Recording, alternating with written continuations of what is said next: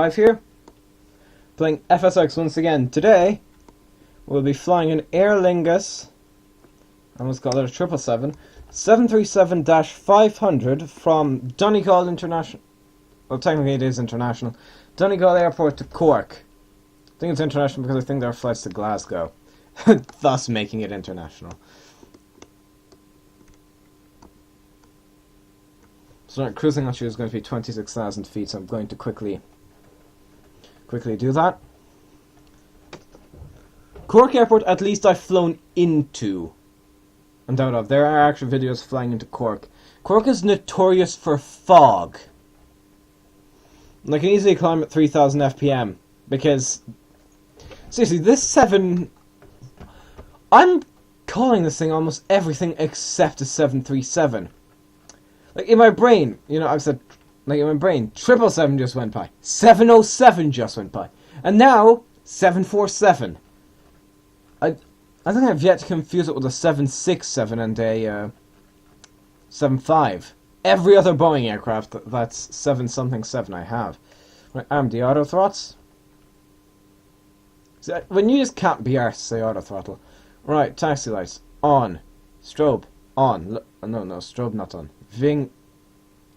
Right, those are not on because they don't really exist. Right. I'd say, yeah, shift P1. And then release the brakes.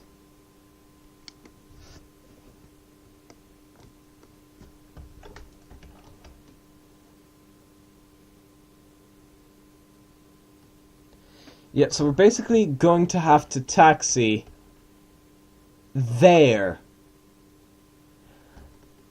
I'm actually considering going onto the runway and doing that. Seriously. So you can see there's a road there. I'm going to set flaps at 1, 2. You can see some Kruger flaps on the inside of the wing. And the slats. Or droops as the bloody Brits call them. And release. Yeah, this thing is good because it's got short takeoff capabilities. Well, that was one thing with the early 7.3s. Well, first off, they were nicknamed the Baby Boeings.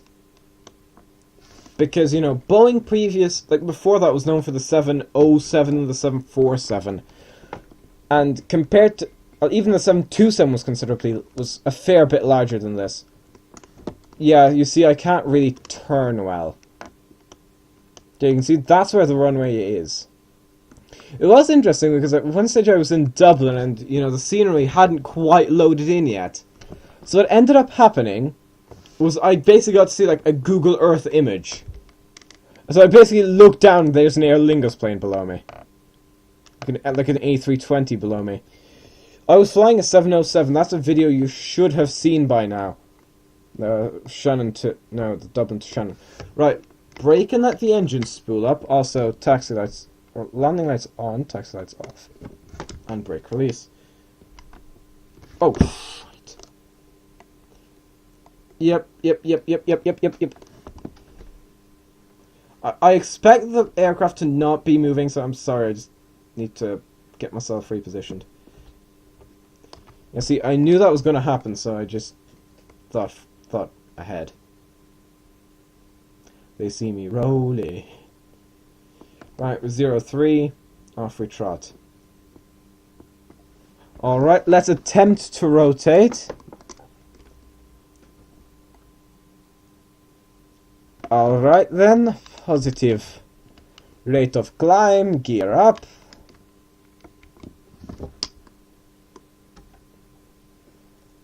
Autopilot, auto throttle.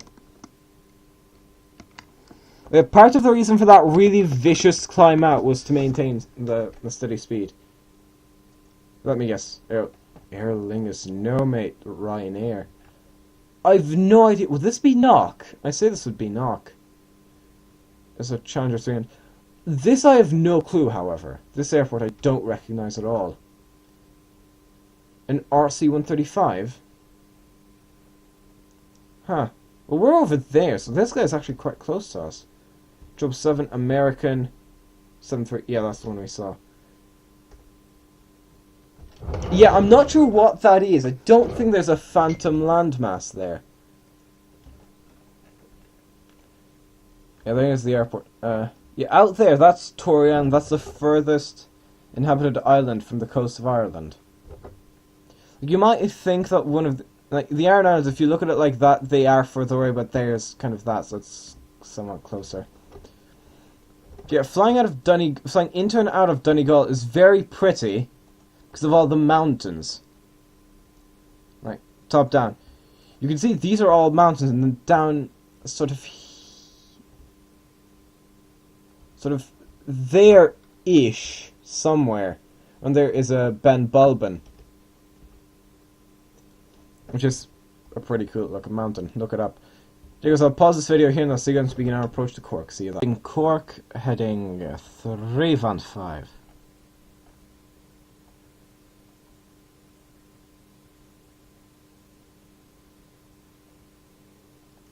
Acknowledged speed. I think 140 was a good speed to come in at. 2,500. Oh god, that's going to be horrible. Yeah, 140, mate, if you would you kindly. Actually, no, let's see if 120 will work.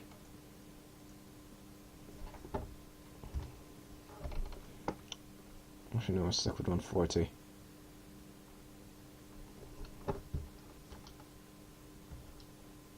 $2,500. That's going to be really annoying, I can tell you that already. Oh, yeah. Oh.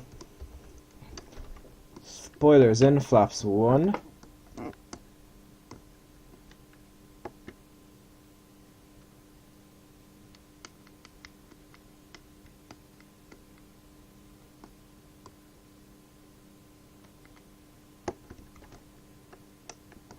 Looking straight ahead, I can see the airport. So yeah, a cove is in there. Kind of that's the final place where the Titanic stopped before it sank.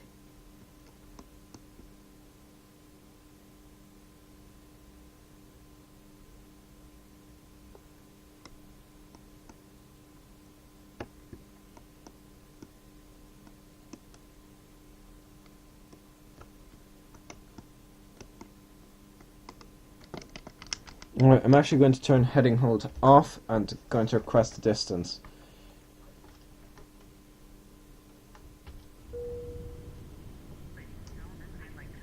Hotel 165, airport is Yeah, it's not that loud. 7 miles. Thank you.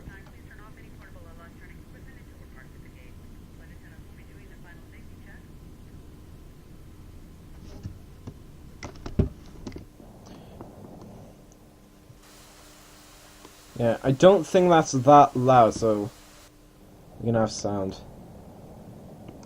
So you can see some cliffs along here. That's the old head of Kinsale. The Lusitania sank not too far from that. So this area just has a shipwreck-filled history. I remember one time I was flying out of Cork, and somewhere along the cliffs there was a shipwreck. It turns out it was a sailing ship called the Astrid. Look it up. It was salvaged later. I'm not sure where I was flying to, though. I have no idea.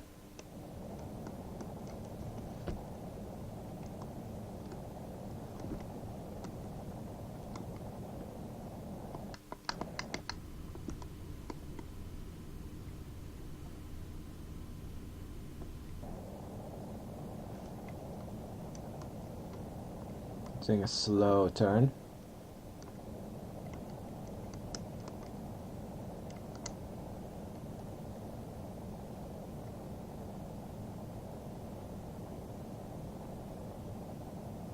Turn just a small bit. I'm really hoping I'm approaching the right runway. So it seems the infamous Cork fog isn't going to be a problem now.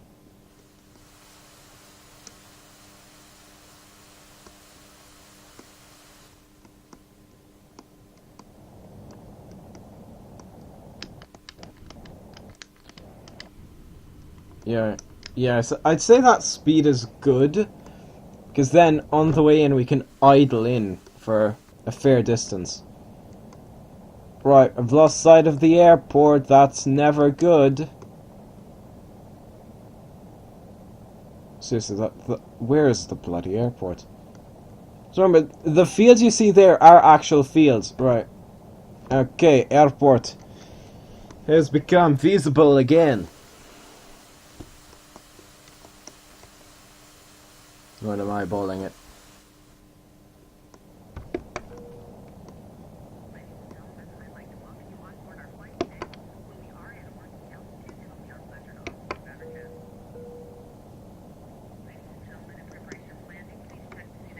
Yeah, so that those voice things are controlled by the gear.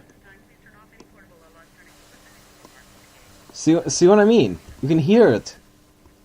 Yeah, you can see the gear base there. Well, gear base singular because there's only one.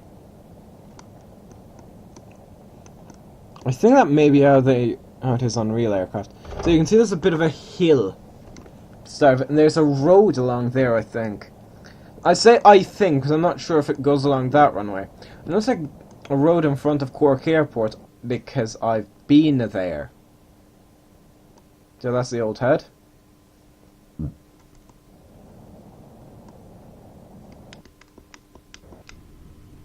Alright, shut the autopilot down.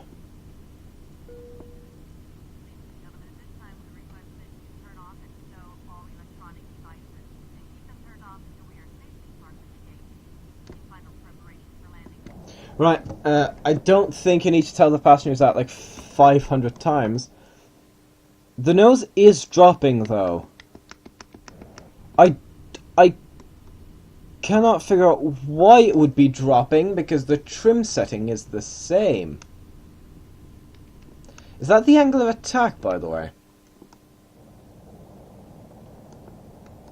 Okay, just a small turn. Yeah, there was an incident in Cork a few years ago where a Manx 2, I think it was like a Metroliner, not sure what company makes it, so look it up, it was like a Metroliner 3 or something. It crashed because there was something about one of the engines having a slightly different throttle setting, and then as the pilot was reducing the power, it ended up, one of the engines ended up reversing. Because, you know, there's a fixed revolution, but the blade angle differs. So one of the engines went to reverse, causing one of the plane's wings to dip viciously. Then they pushed forwards, and then that caused the plane to flip. Then one of the wings hit the ground, and then the plane flipped. Of course, it was small, so there were only 12 people on board. 6 of those people died. 65, cleared to land, runway 35. Cleared to land, runway 35. This is an interesting thing. Lima Hotel 165. My Irish teacher, I think, lives in Cork, and one of her friends was actually on board the flight. He came out alive, from what she's told me. Yeah, there's a bit of a valley in here, and the main city of Cork is slightly behind the airport. But I think this is the closest major international airport to where I live. Now, the one thing I think I'm going to check out to see if I can find is going to be New Grange.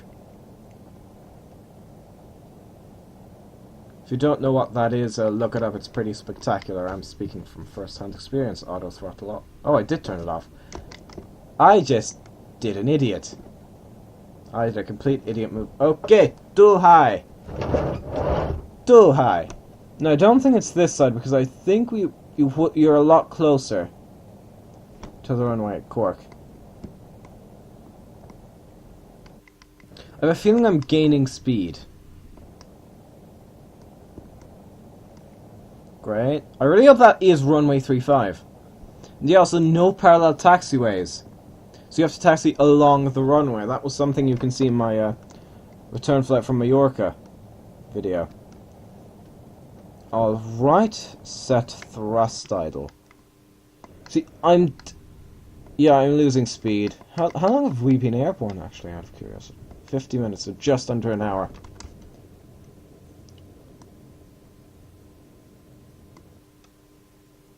So altogether, let's just say you'd need to get to Donegal, the airport, 2 hours. So 2 hours, and so let's just say 3 hours, 3.5 hours. That's still a lot quicker than driving. Like driving, it would take at least 8 to do this.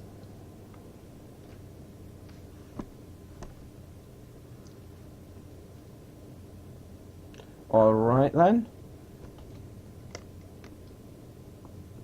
And reverse. Alright, we are down. Keep an eye on the speed. Right, reverser stowed. Almost called them flaps. Spoilers. Track them flaps up. Flaps are a thing, but they're a different thing. Yeah, there's nobody here. I'm so lonely. Mr. Lima Hotel 165. Exit runway when able. Well, there's an AWACS. Holy shit. Yeah,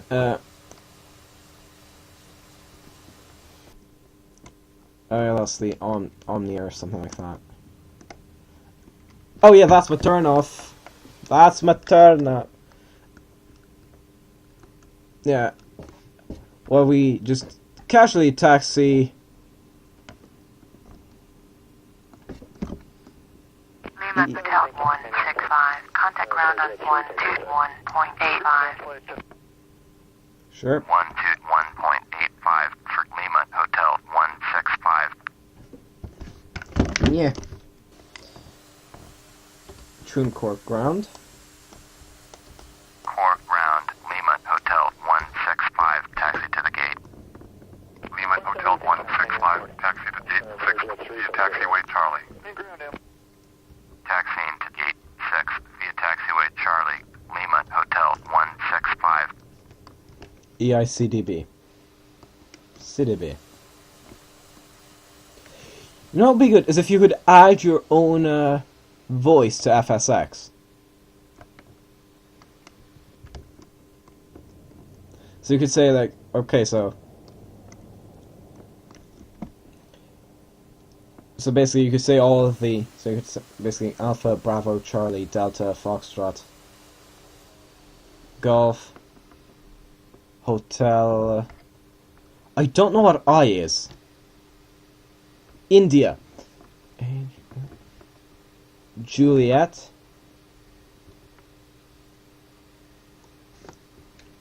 Kilo. Lima, Mike. November.